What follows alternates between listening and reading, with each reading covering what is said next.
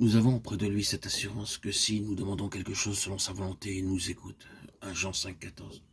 Remarquons bien ces mots. Si nous demandons quelque chose selon sa volonté, il nous écoute.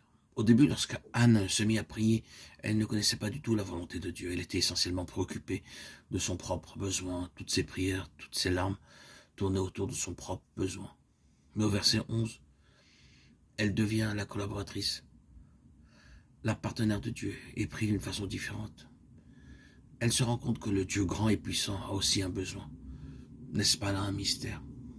Il est un Dieu tout-puissant, un Dieu infiniment grand. Sa grandeur est insondable car il est dit que les cieux des cieux ne peuvent le contenir. Pourtant, il te désire, toi et moi, frères et sœurs en Christ, mes bien-aimés. Il nous désire pour être ses collaborateurs et collaboratrices pour toujours. Il n'a pas donné ce privilège aux anges. C'est un très grand honneur d'être collaborateur et collaboratrice de Dieu.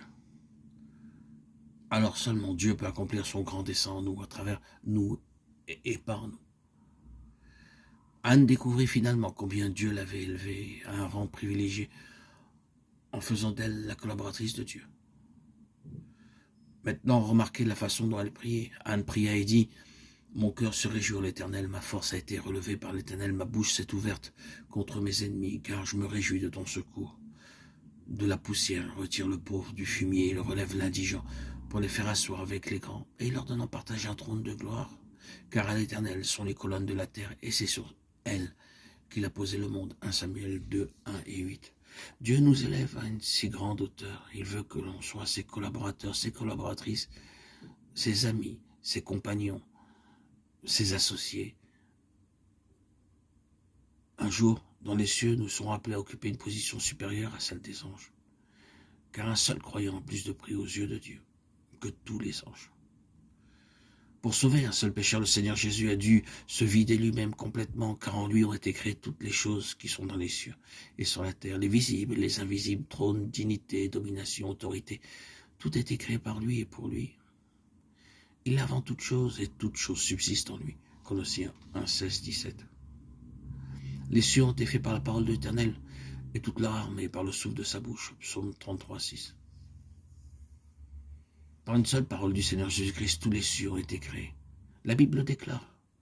Tous les cieux, tout l'univers furent appelés à l'existence par une seule parole du Seigneur Jésus-Christ. Et tout ceci en partant du néant. Dieu dit qu'il en fut ainsi. Et par cette seule parole du Seigneur Jésus-Christ, tous les cieux sont maintenus en existence.